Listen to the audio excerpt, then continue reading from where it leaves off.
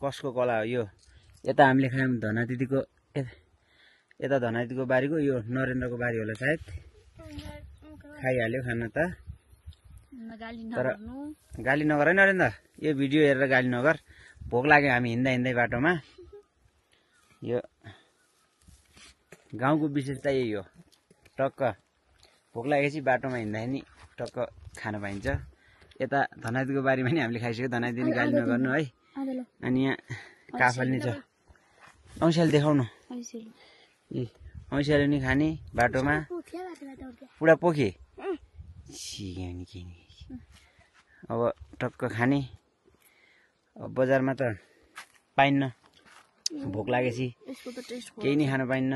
पैसा छैन भने बजारमा केही पाइन्न। गाउँमा चाहिँ विथआउट मनी 1 महिना नि बस्न मिल्छ गाउँमा। विथआउट मनी 1 महिना बस्न सर्भाइभ गर्न सकिन्छ सकिन्न? ढुक्क सकिन्छ होइन। So village life is best.